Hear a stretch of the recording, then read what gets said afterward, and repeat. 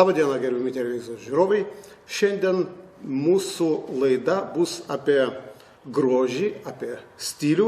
Ir šiandien Jonavoje klubas Mix ir jo vadovas Česlovas Česas organizavo tarptautinių avangardinės mados festivalį konkursą vaikams.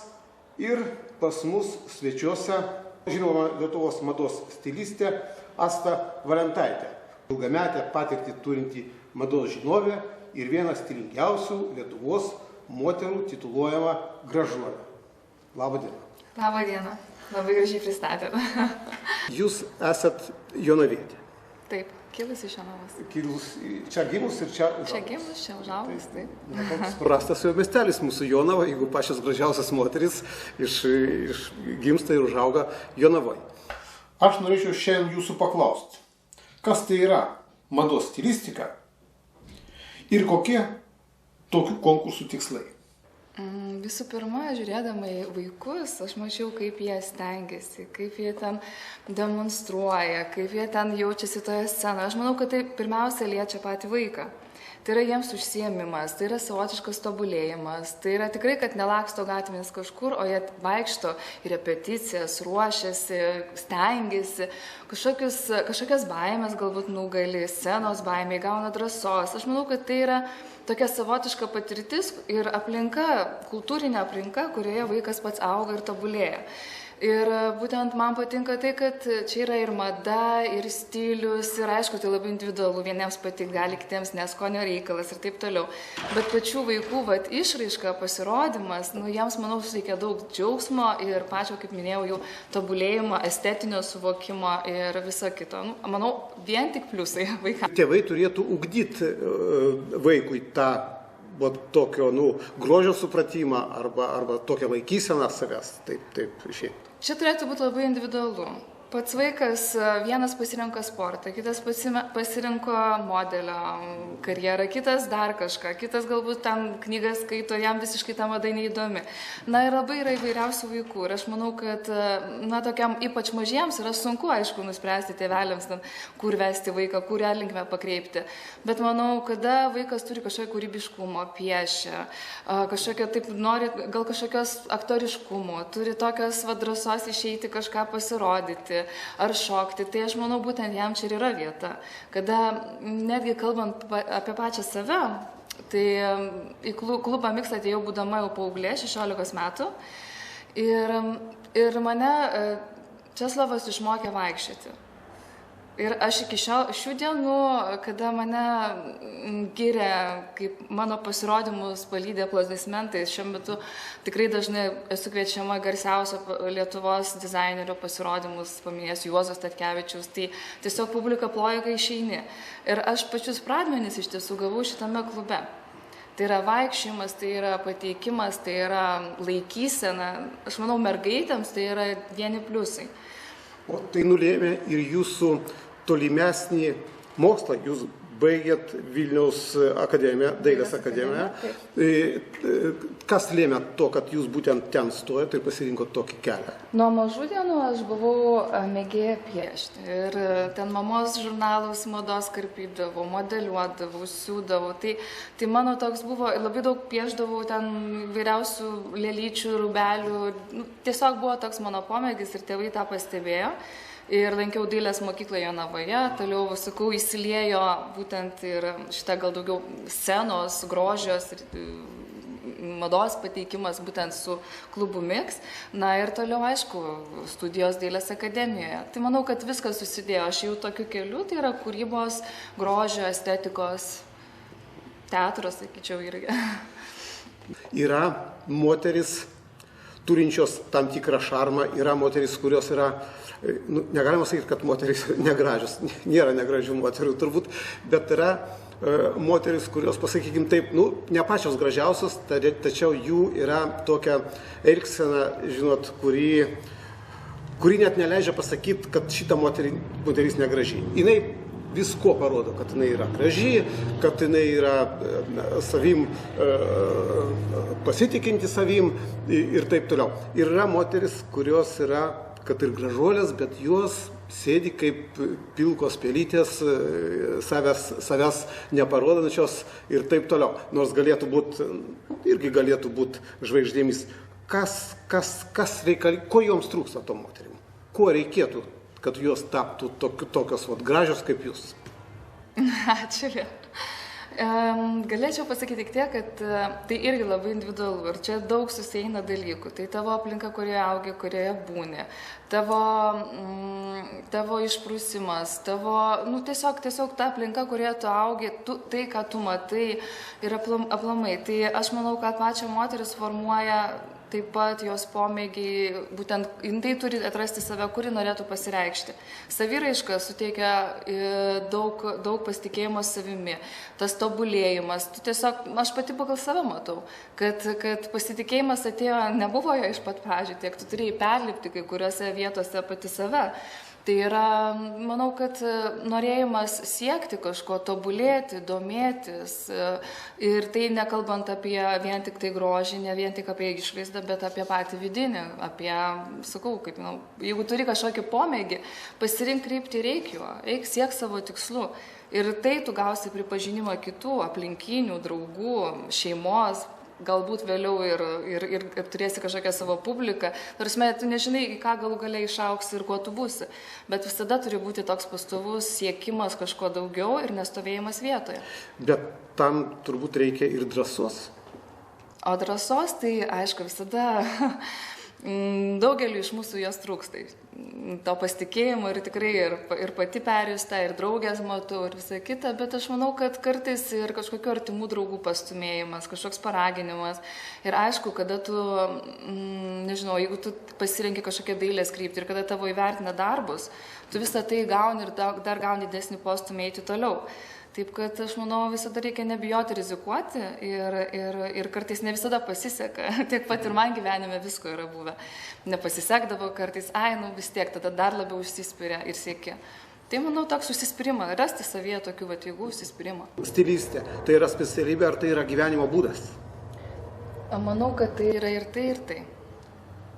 Stilistė, tai stilius, tai susideda, tai visuma. Ir aplinka, ir išvaizda, ir renginiai, ir visa kita, tai kas tai formuoja, būtent tą estetinį vaizdą, pateikimą patį. Aš pati tikrai esu daug keliavusi ir mano darbas man leido pažinti daugiau pasaulio ir lankiausi garsiausių mados namų pasirodymuose Milane, Paryžiuje ir tikrai, sakyčiau, tas toks estetinis išprusimas dar augo. Todėl man čia Lietuvoje, organizuojant mados fotosesijas, mados projektus, stilizuojant, aš turėjau tokį vidinį, kaip sakyčiau, pajutimą, kur atrodo kartais daug ir nereikia, bet uždedi tą cinkelį ir jau visi žavės ir visai čia. Tai dabar būtent tai, kad tai pati dėjau, tai ir pati domėjausi ir tą išsiugdžiau realiai. Jūs sakot, kad praleidot tam tikrą laiką užsienį.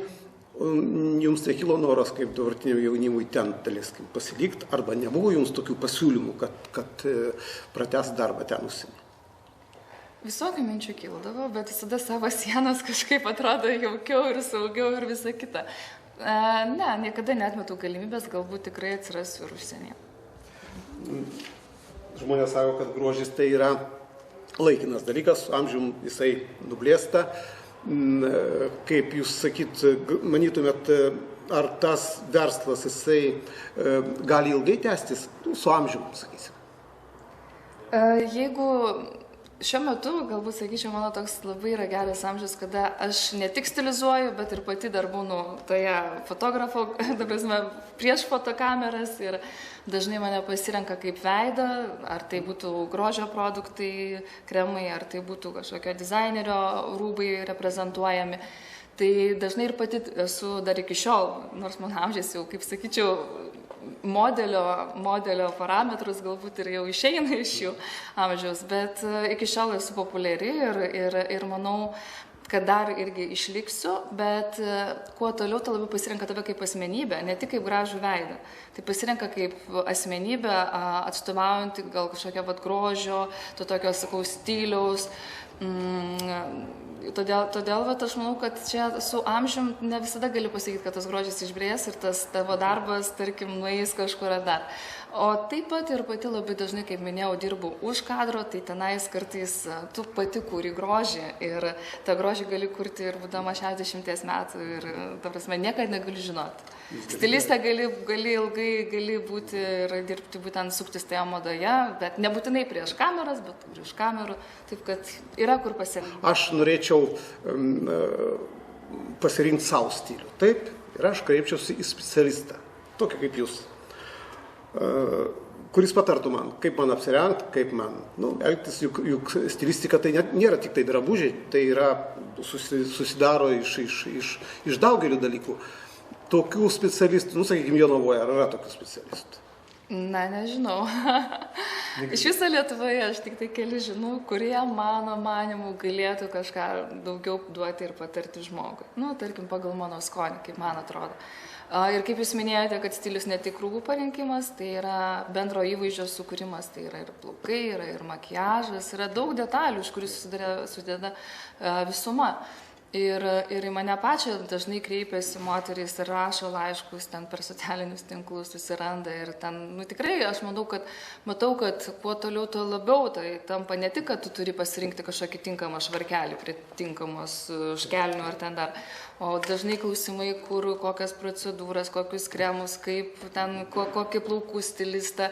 Na, žmonėms jau tampa, tai kuo toliau, tuo labiau. Tai svarbiau. Dabar tik tai pasidaro svarbiau, anksčiau turbūt to buvo mažiau. Anksčiau jautėsi mažiau. Dabar labiau prisižiūri žmonės, tiek vyrai, tiek moterys. Tikrai matau, kad daugiau dėmesio skiria, nes galiausiai suprato, kad tu turi, tai yra visuma. Jūs sakot, kad žmogus be skonio negali būti elegantiškas. Taip bent jau stilistai sako. Bet vot kas liečia skonį, aš norėčiau paklausti. Yra žmonės, kurie turi skonį. Čia tas pats turbūt kaip ir muzikinė klausa. Yra žmogus, kuris turi muzikinę klausą, kuris jau neturi, tai ką jau padarysi, taip pat ir su skoniu. Yra pastebime žmonės, kurie rengiasi skoningai ir plaukus sutvarko skoningai, o yra žmonės, kurie ir turi pinigų ir prabangiai disponuoja pinigais, tačiau nesugeba save taip sutvarkyti. Tai turbūt tokiems ir reikėtų pagalbos stilistų. Ir ką daryti tokiam žmogui? Ar tai turi kreiptis į kažkokius tai į internetą, literatūrą ir taip toliau? Kaip save sutvarkyti šitą vietą? Ne visi žmonės ir turi laiko domėtis. Kad tenais internete ar literatūros rasti, tikrai ne visi ir visiems, ir verslo žmonės. Ir tikrai, kaip jūs minėjote, ne visada pinigai lemia ir kad turėtų skonį. Aišku, tai yra skonis, aš manau, tai yra įgimtas arba išlavintas palaipsniui ir tikrai kiekvienas tobulėja. Bet žinot, kaip skirtingų sričių gyvūname. Galbūt ten yra ekonomistas ir jam visiškai neįdomu, nežino ir neturi laiko net nueiti, kada nusipirkti kažko. Tai tiesiog manau, kad specialistų pagalba yra reikalinga. Aišku, pasirinkti tai, kuris tau tinkamas, kuris artimiausiai, su kuriuo susišnekat ir suprantate. Nes stilistas turėtų irgi taip pat nepakeisti visiškai žmogaus, neperdėti. Turi atkreipti jo būtent charakterį, būtent patį žmogų atskleisti, tiesiog patobulinti ir kažką pridėti. Bet pačio taip visiškai kardinaliai pakeisti irgi negali. Tai kadangi pats žmogus nebus savimi ir jis turi jausti savimi. Ir čia aš manau, kad stilisto gerų profesionalų yra būtent toks. Pasak jūs, svarbiausia yra visuma ir keletas taisyklių, kurios padeda puikiai atrodyti. Gal yra tokių keletas taisyklių, gal jūs įvardinsite tos taisyklės? Dažnai mane bando visada, jeigu taip žiniasklaidos atstovai, žurnalistai visada, gal kokias taisyklės, ką tu vadovaujasi. Aš sakau, aš tokių punktų nesu susirašiusi. Tiesiog man patinka, nepatinka, nuotaika, taip ar kitaip, tiesiog pojūtis. Ir aš taisyklėmis, kaip tokiamis konkrečiomis taisyklėmis ir nesivadovauju. Galiu tik pasakyti tiek, kad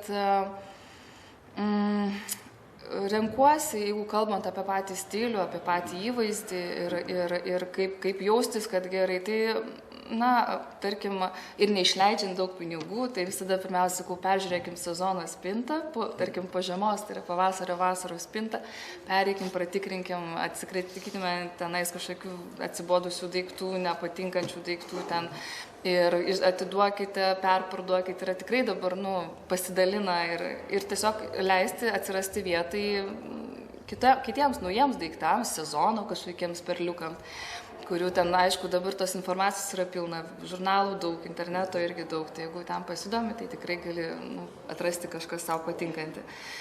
Na, būtent aš visada irgi kartais pagrindė mano taisyklė, kuri vadovaujasi, sakau, taisyklių neturiu, bet yra tam, kad geriau kartais paprasčiau ir būtent tai yra daugiau negu persistengti. Tai jeigu nesijauti ten saugiai ir ten pergyveni, kad galbūt tu nepataikysi, tai geriausia pasirinkti kažkokį saugesnį variantą, paprastesnį galbūt, bet pasitempti, pasiruošti, sutvarkyti plaukus, makiažą ir galų gale ten kažkokia paprasta juoda suknelė ir moteris atrodys labai elegantiškai ir gražiai, negu ten perspausti kažkokią, nežinau, padaryti pompastiką ir galiausiai atrodyti be skonio. Ar būtina mums siekti mados dabartinės, kur dabar yra, kur mes sekam, ar mes turim vis tik žiūrėti, kas mums tinka individualiai? Tai yra antras variantas, žiūrėti individualiai. Mada tai gali, kiekvieną sezoną visada pateikia dizaineriai kažkokius savo ten, žinot, ir tos pasirodymus ir kažkokius nukreipia tas tendencijas. Tos tendencijos kasmet ten apeina ratą, vėl pasikartoja, gal šiek tiek naujoviškiau, bet daugmaž kartojasi. Ir aš daugiau žiūrėčiau individualiai. Individualiai tai, kas tau patinka, kas tau galėtų tikti, kaip tu jautiesi apsirengęs, kuom apsirengęs geriau ir tu turi būti tiesiog savimi. Nes jeigu ten susikrausi madingiausius daiktus ant savęs, tai tikrai nebūtinai tai, kad tu atrodysi madingas ir stilingas. Ir visus vienodai neaprengs. Ir visų vienodai taip pat nereikia. Aš manau, kad šiais laikais galbūt svarbiausia yra tas individualumas ir asmenybė. Jūs pabuvojat užsienyje ir skonis, stilius, apranga ar daug skiriasi nuo mūsų, nuo Lietuvos? Lietuviai pakankamai europietiški ir tikrai daug keliavau, daugiausia laiko praleidau, kas liečia būtent mados sritį. Tai praleidau Milane ir Paryžiuje. Aišku, Paryžius mane visada įkvėpdavo labiausiai ir ta jų elegancija, inteligencija ir tas konceptualumas. Ir man Paryžiuje būtent paryžiečių stilius arba ten atvykusių mados žmonių stilius visada labai įkvėpdavo. Ir aš grįžus dar čia, aišku, atgal daug anksčiau, galvodavau, kodėl Lietuvoje tokie nedrąsūs. Jeigu parduotuvės, tai ateini pasirinkti vien juodą, atrodo. Kažkokių spalvų, kartais kažkokio galėtų ir būti blizgesio, kartais to atrodo trūksta. Ir kai tu kalbi su parduotuvių salono šeimininkais, savininkais, direktoriais, visada sako, norisi užsakyti kolekcijas, užsakant, kad kažko įdomesnio, kad tie lietuviai šiek tiek būtų ryškesni. Bet atrodo, lyg ir ateina tie klientai ir prašo ten, tarkim, kažkokio ryškesnio ar ką, bet galiausiai nusiperka kokį juodą. Aš nesakau, juodą spalvą aš pati labai mėgstu, bet visumoje tokie atrodydavo labai pilki. Ir dabar aš žiūriu, kad tikrai labai pasikeitė, ypač jaunimas tapo drąsesnis ir gatvėse matau labai daug stilingų žmonių ir tikrai aš pasižiūriu pagal pačius renginius, kuriuose lankaus ir kur būna, tarkim, įdėta žurnalas ir viską, tai patys irgi renginiai atrodo puošnesni ir gražesni, nes patys žmonės patobulėjo skonio stiliaus srityje. Aš pastebėjau, kad žmonės, kai kurie, pastebiu iš savo aplinkos, pasilieka savo drabužiuose elgesiu, jie pasilieka tam amžiui, kada buvo dar visai jauni.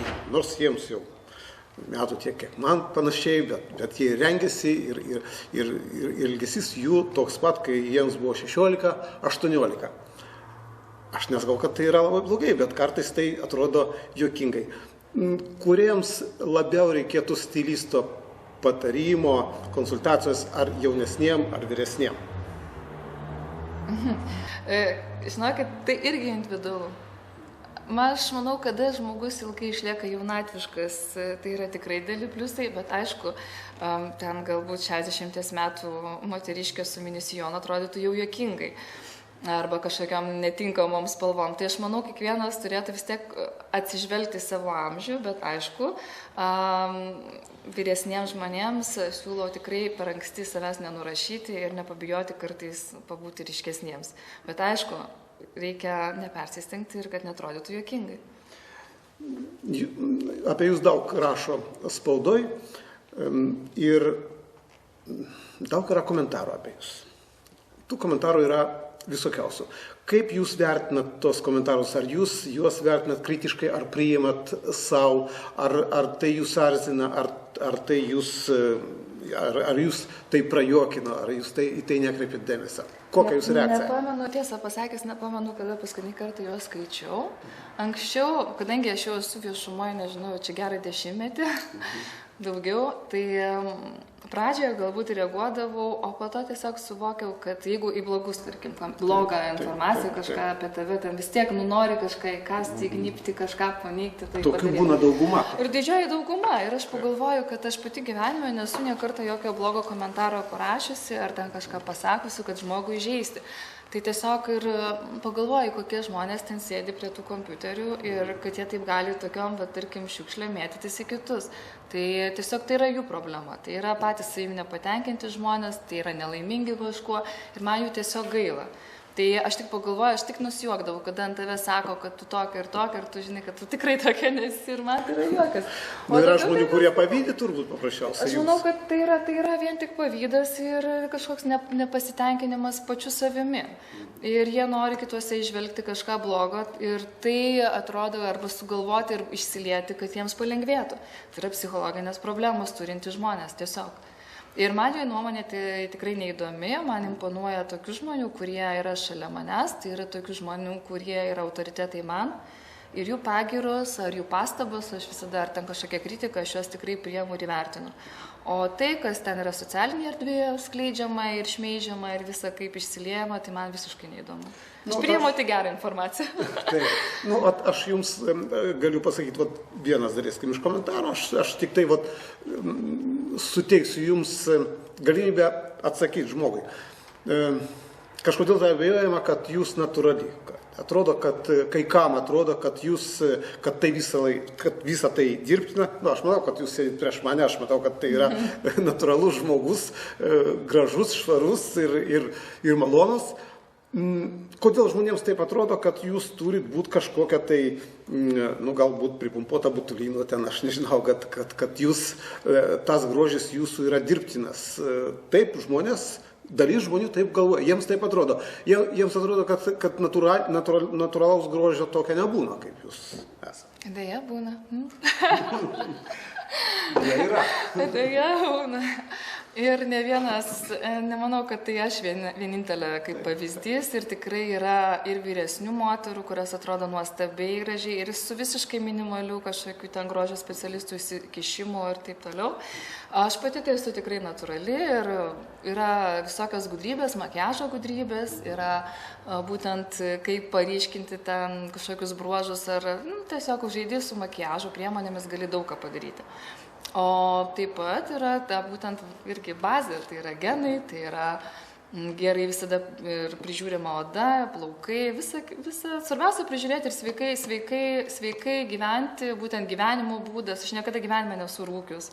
Tai yra tokie dalykai, kurie su amžiumi moteris mes kaip rūkyti atsiliepia. Bet to turbūt tai yra ir nuopelnas fotografų, kurie jūs fotografuoja, kurie sukuria tokius kūrinius su jūs. Taip, ir fotografų pas mane visada būna prašymas, nedėkit daug photoshopo.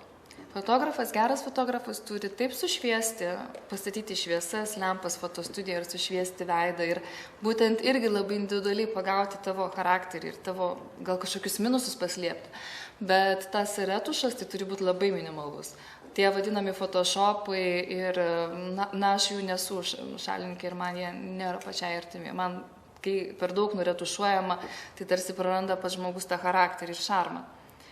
Tai aš visada net mano prašymas, net ir nuotraukose, kad nepersistengtų ten jokiais retušavimais, photoshopais ir tai turi būti labai natūralu ir minimalu, jeigu reikia.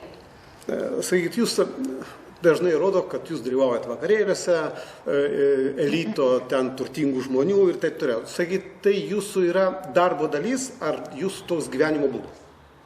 Tai yra ir tai, ir tai. Tai yra, ta prasme, ir gyvenimo būdas, tai yra ir tavo darbiniai santykiai reikalai. Taip kad, taip, tokia erdvė gyvenu ir taip tenka suktis tiesiog. Ten jums dalyvauti ten privalu, faktiškai. Ne visada tavo pasirinkimas, aišku, bet kartais tiesiog reikia taip. Ten nėra, niekas tavęs neprivers, jeigu nenori, tai tikrai neįsiu. Bet yra kažkokios draugystės ryšiai, yra tikrai žmonės, kada renginį daro, organizuoja, ruošia, tai tikrai jie ten laukia ir labai stengiasi ir aš labai įvertinu. Ir tikrai neinu bet kur ir tikrai atsirenku, kur dalyvauti ir tikrai tų renginių nemažai. Bet visada, kad žinau, kokia bus publika, žinau, kokio konteksto renginys, ar tai bus įdomu, ar tai bus kažkokia labdara, ar su kažkuo socialinis projektas, kažkuo susijęs. Prasme, tai labai jų skirtingų, bet labai atsirenku. Dar žmonės klausia ir jiems įdomu, jie skaičiuoja svetimus pinigus, bet ir mes paklausim jūsų. Tas verslas, kuriuo jūs užsiimat, jums užtenka tam, kad padoriai gyvent, nes žmonės mato, kad jūs važiuojat užsienį, kad jūs dalyvaujat visokios renginiuose ir tai kainuoja nemažai, taip jų akimis žiūrint. Sakykit, ar jums užtenka to, ką jūs uždirbat savo šito verslo? Man tikrai užtenka. Apie finansus nemėgstu kalbėti ir aš pati kitų neskaičiuoju. Ir tai, ką aš turiu ir ką uždirbu, tai yra mano asmeninis reikalas. Ir vat. Dar noriu aš jūs paklausti, kadangi jūs dabar, kiek aš žinau, jūs laisva moteris, ar tokiom gražiom moterim nekyla sunkumų bendraujant su vyrais? Nes ne visi vyrai ryžtasi susipažinti su tokiom moterim kaip jūs. Aš juokaudavau, kad bailių man ir nereikia. Tas, kuris drąsus, tai tikrai prieis ir savim pasitikintis vyras irgi išdrįs prieiti. O jeigu dar rimčiau, tai man dėmesio netrūksta, tai tiesiog pačiai reikėtų kažkaip tais, galbūt dar tokio žmogaus tinkamo nesutikau ar nepajaučiau tiesiog. Kai pajausiu, sutiksiu, tai gal ir tada atsiras tas tikras žmogus šalia manęs. Dėmesio vyrui tikrai netrūksta. Ačiū Jums už pokalbį. Ačiū.